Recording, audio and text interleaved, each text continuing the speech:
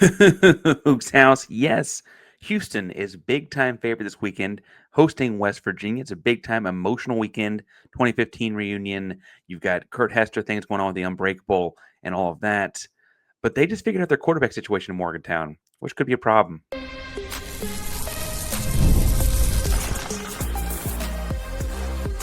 You are Locked On Cougs, your daily podcast on the Houston Cougars, part of the Locked On Podcast Network, your team every day. Welcome to Locked On Cougars, the daily podcast about your Houston Cougars. I'm your host, Houston-born teacher and coach Parker Ainsworth, and whether you're a Houston fan or just a hater who came to stop by, thank you for making Locked On Cougars your first listen of the day. Appreciate you making your first listen each and every day here at Locked On Cougars. We're doing the conversation, but you don't know what to say. Tell us in the comments down below. Okay, to be honest, do you like country music? We're talking about country roads in Morgantown this week. We're crossing over the Paul, Mountaineer Paul, over at Locked On West Virginia. So let's jump on into it. Big matchup, right? I mean, look, West Virginia played a lot better last week against a good TCU team. And this is going to be, they're going to take everything they've got to stay in this game, all right? They're going on the road. It's going to be a 12 p.m. kickoff, in Houston. And this is a game that, I'm assuming Fritz and company aren't overlooking. I don't think so. It's been like an emotional, like up and down kind of week. Obviously, you have the high highs that everyone knows about beating Arizona State in their place, ranked one of the roads, a big deal. There aren't that many of those on anyone's schedule. And then the West Virginia folks might know, but Houston folks been very cognizant of KURT HESTER, the strength coach, lost his battle with cancer over the weekend, and so that was kind of the roller coaster ride that was. And like I think the team and everyone's like been very doing it for KURT or during Coach HESTER kind of stuff. Unbreakable was kind of his slogan, and they're putting that on the field and on different things. Oh, we're screwed. They're wearing black this Saturday. I will say though, like all that emotion is only going to go one of two ways, right, Paul? Like you're either going to have too much stuff going on, or it's going to be, or like you're saying, it's going to be like the fuel. And so I think Houston Cougar fans are hoping for it to be the fuel, but it could be just too much going on, honestly. Well, if there's a story that we lose to, that's not a bad one to lose to, right? I mean, that's a horrible thing.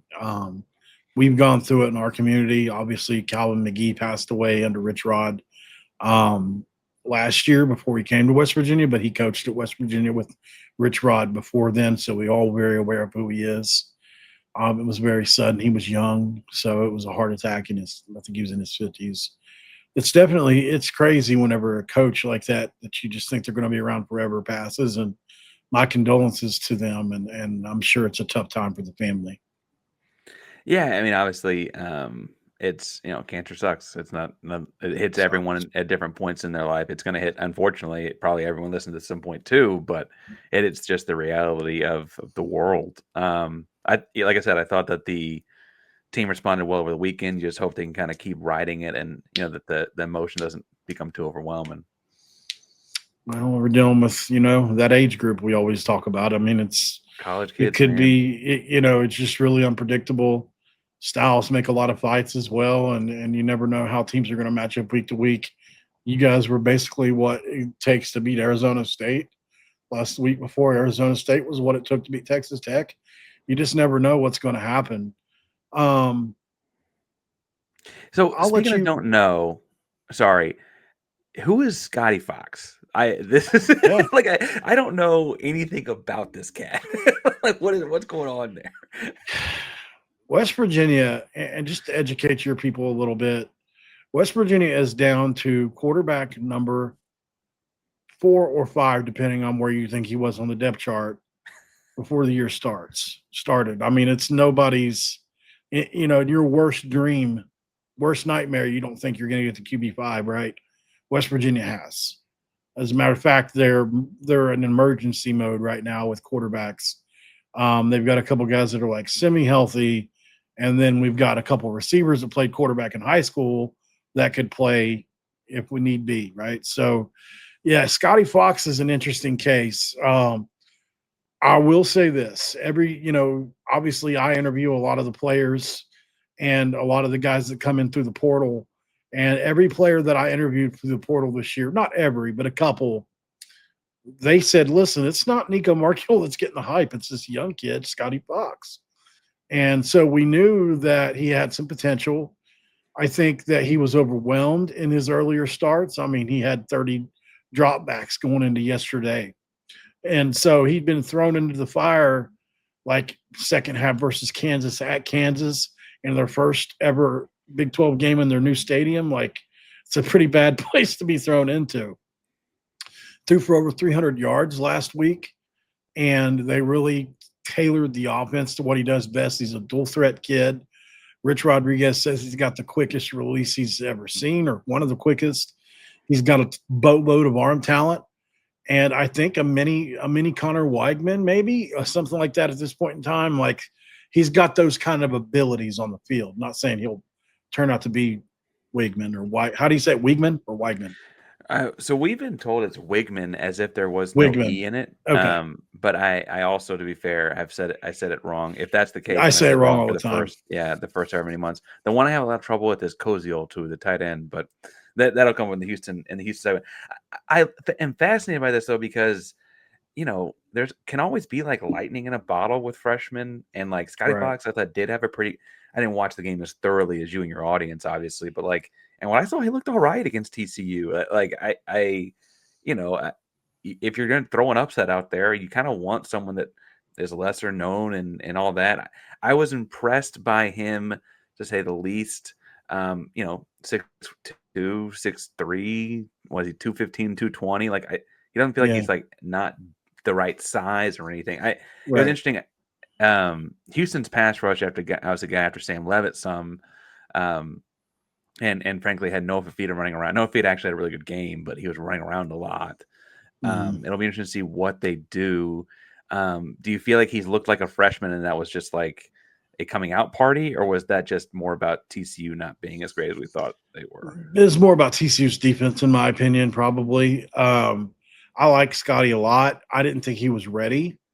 Going back a couple of weeks ago, but he has no choice but to be, and they did a really good job getting him on the move, calling plays for him that were easy completions. He's still pretty fragile, in my opinion, as far as he can be rattled a little bit. So, he's just not 100% sure of himself yet. But I do think that he has all the physical tools to be a good player. It's just, I don't know where he is in his progression with everything. And I think at the end of the day, we were really happy with last week's performance, and he can only build off of that. Where obviously he's auditioning for quarterback of the future. Lots of decisions will be made based on how he plays these last few games, I would say.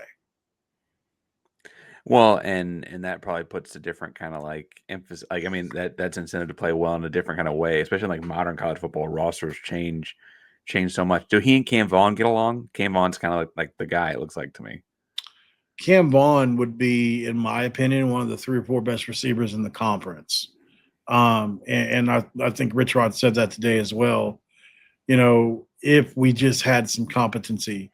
If you look at what West Virginia's been this year, it's the worst offensive line in the history of the school ever.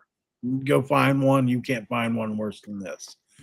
If you look at PFF, West Virginia at all 5 spots, there's 300 and something odd positional players that you can grade through Power 4 or whatever at each spot. I think West Virginia's left guard was in the 200s. Right guard was dead last. Right tackle in the 100s. Center in the 100s. Left tackle in the 100s. So all these guys are really, really struggling together. They played a lot better in pass protection last week. We have not been able to move anybody in the run game this year. Don't let the running stat that you see from us fool you. We actually don't run the ball well at all. It's just that we have to try so often that by the time the game's over, out of 60 plays or 70 plays, 40 have been runs, right? So It's been a weird thing, but yeah, worst offensive line in school history, and that's not even close to an exaggeration. So they're mixing some stuff up. It did get better last week. We'll see, but that's a long-winded way to say Cam Vaughn hasn't been able to be really unleashed like he could be. He is an elite player, and he's somebody we absolutely have to keep. But yes, he is playing well. But he could be so much more. Well, he's just an interesting one. I think Houston, like, again, theoretically, if you're building the upset case, the upset story, I feel like he's naturally going to be like, he'll A have 2 big part of touchdowns or that. something crazy, right? Like he just has a Mhm. career day, and all that. I think that would be a very natural way for that to happen. But interesting you said about running, because they have a bunch of guys that have broken 100 yards, but not a whole lot of guys that have broken 160 yards on the season. So like it feels like they've kind of had like a large committee there in a lot of ways. Yeah. Today's show is brought to you by our buddies over at Mazda, because Mazda crafts cars for those who are doing more than simply move. Mazda delivers confidence with every ride, with more IIHS Top Safety Pick Plus awards than anyone else. I gotta stress, when you're as someone putting a Tyler in a car every day, that matters. It matters the peace of mind, the confidence you can have moving forward. Like our players, we sweat every detail, because when you make every move count, impossible can become irrelevant. Mazda, move and be moved. Today's show is also brought to you by our buddies over at Peloton, because Peloton is shaping the future of fitness with the brand new Peloton Cross Training Tread Plus, powered by Peloton IQ. It's the most advanced equipment yet, designed to give you real-time guidance and endless ways to move, whether you're running, lifting, or cross training with your favorite instructor. This training is reimagined. Peloton is built for breakthroughs, tools that help you plan, stay motivated, and reach peak performance. We had the bike. I will say the bike is great. I don't mean to say it's not great. I will say this adds another layer to planning out your exercise, and adds a whole bunch of elements and things you can do differently now that you could not do before. Let yourself run, lift, flex, push forward. Explore the new Peloton Cross Training Tread Plus today at onepeloton.com. It's segment 2. What do we do in segment 2? We crack a do. Always. What are you drinking? Actually, I don't know if I'm allowed to buck the trend. I've got Diet Dr. Pepper. Oh no, I listen. We just called it Dr. Pepper do. There you go. There you go. So, interestingly enough, like I have people that come on and drink water do, coffee do. It's always do though. Always do. It's always do. Yeah. Khalil Wilkins is the leading rusher on the season. That's not going to be a big factor or anything. No. But you have a number of guys. I think I have down 6 others that have, and almost 7, I guess, because one guy's got over 90 yards. So like guys that can run the football, but no one's got over 160. And so that implies to me like that they're not getting the care. Like there's not like one bell cow or something like that. Funny enough, we're also down to our 5th string running back. Truthfully. So the year started out with Jaheim White. He got injured very early on in the year. Yeah. Jalen Knighton came along to be our second guy. He didn't even become eligible. And so right the week before the season started, we found out he couldn't play. Ty Edwards was the hero of the backyard brawl. He's out for the season. So, it's just one of those things where we have not had any luck in any position really. And so right now we're doing it by committee with several guys. Dior Hubbard has been pretty good at times. Obviously, he's a guy that has waited his turn and has played well in spurts for us. Obviously, you've got the multiple quarterbacks. You've got Jalen Henderson, who's out right now. Khalil Wilkins, who's out right now. So those are quarterback rushing yards. Nico Marchiol out right now. And then obviously Scotty Fox is another one that will probably have those or close to that amount of yardage as well. He will be playing. And then it's, pick your poison between Sincere Bowers or Clay Ash at the other running back spots. There's also, Rich Rodriguez said today, linebacker and pass rusher. And this would be one of the, like, if you're going to make a top 5 list, Curtis Jones Jr. would be on that list of, okay, who do we got to keep for next year's team? This kid would be it. Pass rusher. He played running back in high school, and we are practicing him in short yardage right now. That's how pretty bad it is. Well, and when I think of Rich Rod, and like obviously you and your fan base know him much better, I think of Steve Slade and Pat White. I think of like the gloriest of glories, right, and all of Mhm. that. It feels like that's impossible to do with how much turnover you've got going. Like there's just no way to have that kind of a cohesiveness where they like understand where each other are at all times in the option kind of stuff, right? That just can't. There's just no way that's happening No right now. way. Not, and that's just with 81 players. Don't even Yeah. factor in your four guys are injured at quarterback and running back. I mean, that's just taking another level to it. And we've had several season-ending guys on the defense as well. We just had one of our best corners got a broken arm. I mean, that's just not one you hear of often in football, but you hear fingers, hands, wrists sometimes, but arm is a kind of a strange one. But yeah, so we had one break his arm last week. It's it's been in we're Billy Snake bitten this year, and obviously, I think a lot of us knew that it was going to be a tough year. I think I was optimistic that we would make a bowl game. Obviously, we had to win out for that to happen. That's very unlikely. Would love to see it happen. Obviously, that'd be great momentum, but probably not going to happen unless Scotty Fox just turns into the real deal. But it's been rough because we had 6 years of really mediocre football with Neil. One good year, actually, out of the six, if you want to give him one good year, the 9 wins that you guys prevented from being 10 wins. Um, God, I mean, if you crazy. want to know, that's when Houston said that they were going to wear the blackout this weekend for KURT HESTER. That was his favorite uniform, and it's also black. There's some mourning aspect to that, I think, too. But the thought of wearing black at home against West Virginia again, everyone was like, "Oh, hey, remember last time, right?" That's definitely been a thought that's crossed through a lot of people's heads. It's also they wore black at home last year against Kansas State. Oh yeah, It's a good uniform for us these days. yeah, Um, yeah, no, it's a popular. good one. Um, okay, so in moving past Neil Brown, I asked one question, and I don't mean to keep drudging on bad news and be the bad news bears. You mentioned all the injuries. If Yeah. they were not, if injuries were turned off, turn the slider off on hmm college football video game, whatever, do you think that they'd be 6-6? Do you think they'd be looking towards that? I think that we would beat TCU for sure. And I think we would have been. Because you beat Pitt, and Pitt's fine. Yeah, They're Pitt's fine. a good football team, obviously. It's a tough question, really, because there is some bias in it. But I mean, if you're asking me, I think obviously we lost Ohio with most of those people, but we were also 81 new players, and it was just a bad time. I think the BYU game would have been very winnable. So I Hmm. do think 6-6 would be possible were they here. The BYU game was really close late. They pulled away later in that game.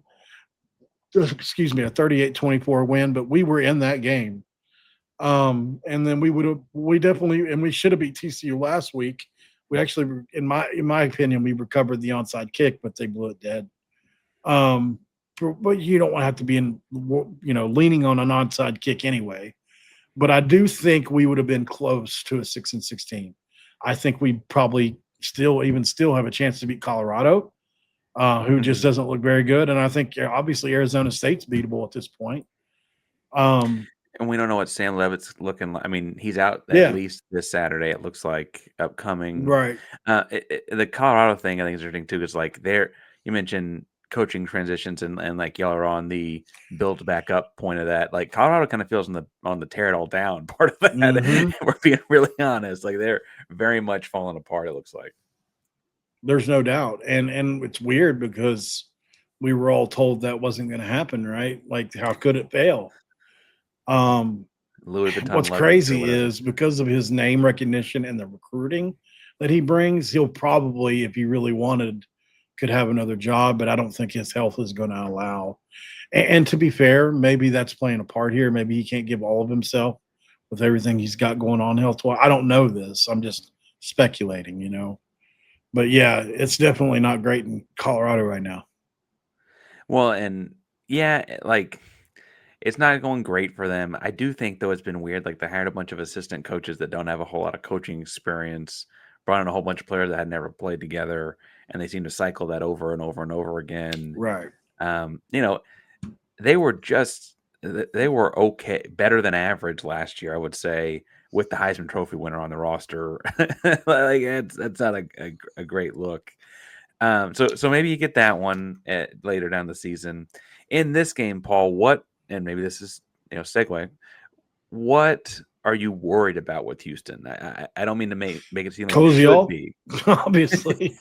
I mean, I've listen. I've done my research. Trust me. I mean, No, I know you not have. just That's what I'm him, asking. not Yeah, just yeah. him though. Obviously, you know, I joked with you early on that I wanted to make a burner account named Connor Wigman's accent, right? Like that was going to be a burner that I just to mess with you. In all in all seriousness though, there is a lot about you guys that bother me, and I think you guys are capable of winning this league, although you've won some close games. To be where you guys, I don't think anybody would have expected that, though, right? And I'll play a game usually when I have people on for crossovers. What I'll do is I will name a player, and you tell West Virginia fans on a scale 1 to 10 how worried they should be. Today is also brought to you by our buddies over at Game Time. Best place to get tickets to college football games. College football games are mid-season form. Big weekend this weekend, honoring the 2015 Peach Bowl winning team, honoring Coach KURT HESTER and all he did, really for the sport as a whole, but certainly for the Houston Cougar program and the legacy he's left in the culture and just the year and a half he's been. It's crazy to think about. Game Time is place to get tickets though, because Game Time has the app advantages and gives those back to the fans. The easy way to get last minute tickets, the best prices, no surprise fees. Right now, you can get down in like the third row for like $38. All things toggled on.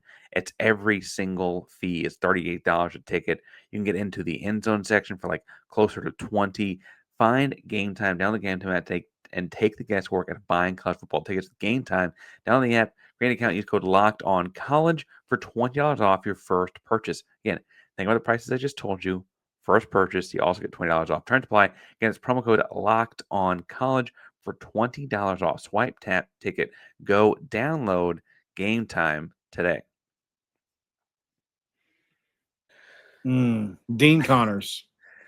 Hi, it's a scale of 1 to 10. I'll go like a 7.5, 8. I think because he's a white running back, people think he's Cam Scatabo, but he's actually more of a shifty, fast guy. Had a sick catch against Oklahoma State, like a one-handed Sports Center top 10 kind of catch. He also is a zone read kind of running back with cutback stuff. I think he's really good. I'm high on him. If Wigman goes out, what about Zion Chris? Zion Chris, the backup quarterback, and so I don't mean this in a way that's detrimental. When Wigman transferred in, people wanted Zion Chris to move to receiver because he's electric So fast. he's very fast. Okay. Yeah, he's not. I mean, you can look at the stats. He's not a passer of the football.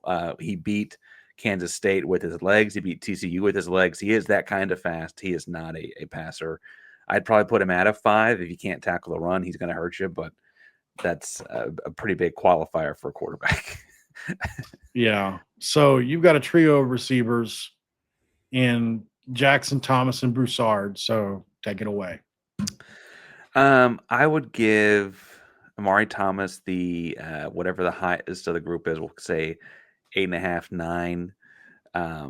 He seems just have a really good connection with Wigman. Honestly, I think that like they just seem to have a good understanding of how to get a first down a lot. I would go to Harvard Broussard at somewhere closer to 6 or 7. What's the meme or whatever. I think that Broussard is really good. He's good for like 2 or 3 catches a game. And he usually feels like one of them is important. I actually think the third receiving threat, and we'll probably get him his own segment here, is Tanner Koziol, because he's listed as a tight end. He is 6'7". He is 240 pounds, but he lines up in the slot. He lines up in one-on-one situations a lot. He's really just a gigantic receiver that has to block sometimes. That was a huge recruiting win for you guys when you got him. You had to pick up a lot of people for him. Yes, it was Wisconsin or something at first. He was and then, at Wisconsin. So yeah, he was at Ball State, I should point out. Because we wanted him too. Ball State needed to gain some weight, gained the weight, went to Wisconsin. They told him he was going to have to block like 70% of the plays. And he was like, where can I go catch some footballs? And Houston was like, we got a spot. So he's in Houston catching footballs now, and he's Houston's leading receiver in terms of receptions. I mean, he's a He's receiver the that best has player, and velocity. that includes Wigman, right? He's certainly the most pro. Yeah, Wigman, he's gonna be a pro. some pro coach can say, "Hey, I can take a 6'7", 245-pound tight end and figure something out," and that's just too much clay to play with, so to speak. So, okay, on your offensive line, are the starters still Brooks, Ganji, Merriman, Wyckoff, etc.? It mostly Demetrius Hunter's played a lot of the center snaps, and then over at the right tackle, you got Dalton Merriman, who's had like high highs and low low. He had a really bad tech game, really bad tech game. I Yeah, but for the most part, that's them. I don't know where I lost Paul to, but it looks like we're still rolling. I think the offensive line for Houston in this one actually kind of feels like a big win for them. Not to be the guys like being negative about other programs or whatever, but I just feel like West Virginia struggled stopping the run a lot this year, and so I kind of feel like Houston with the quarterback power stuff and getting behind those guys and getting behind their pads, especially once they get a lead. They have had multiple games with a drive that lasted over 9 minutes, right? Yeah, that's what you guys do. You It- are by far the most ball control offense in the league. It's very similar to what Neil Brown was like, actually. You would think with Wigman and his history and Jimbo's offenses, and they go fast a little bit sometimes. You think he'd be able to kind of but I mean, it's more than just the quarterback. So, well, and they also, to be fair, ran him out of town. I mean, we love Connor. We're glad he came back home. He's originally from Houston, mhm. but they did run him out of town because it wasn't working. So I think there's somebody who said, like, yeah, you're right. Jimbo does a fast offense, but that maybe not have been to Connor's benefit. Fair. You've watched a lot of football. It feels like to me that once you introduce something new to your offense midseason, you've got like 3 games before people start to scout it. And Houston, a couple games back, put in this like QB power stuff, like Oklahoma used to run with Baker Mayfield, where like you kind of like watch the wide zone out of the running back or the wide receiver, and the quarterback has the option to keep it and run like a power, right? Um, Connor Wigman's had like a lot of success running this because he kind of waits for the hole to open up before pulling and going. But it's been a few games, and so like, what does Rich Rod, who while they're struggling this year, has had a lot of success as a college football coach. What is he going to have that staff done or doing to get ready for that? Will be interesting to me. So kind of when they hit that, the first couple series, what does that look like? I also think we mentioned the offensive line going into that segment. I think establishing the run more generally is a big deal, whether it's Wigman or Dean Connors or whomever. Um, I think that's a big deal for Houston. Um, on that side of the ball. On the other side of the ball, interesting what after watching Scotty Fox now, again, much more closely than what would West Virginia be trying to do on offense to secure it? What's the thing they've got to be sure they do? Besides, like you said, not turning it over and all the cliches. They've got to be good. I'll stay on schedule and first down. I think that's the biggest thing because you can't let a kid like Scotty Fox get behind the chains early at any point. Then you're talking about Houston's pass rush, and you don't want to deal with that. So I think first of all, stay ahead of schedule for West Virginia. Make sure you're always in advantageous situations if you can be, so that Scotty can either pass or run on any down. You don't want to ever make it obvious as to what he's going to do, right? Because he's young. Houston can do simulated pressures or any myriad of things to trick the kid. So we don't want to see that. I think obviously we're going to have to be able to get some semblance of a run game going. It's not going to be easy in this game, but we're going to try. Thanks again, Paul, for coming on for a crossover edition of Locked On Cougs. And another little bit of bonus segment. We kept on talking and rambling and all that kind of stuff coming out later. So be sure you subscribe, hit the bell so you go live and get that as well.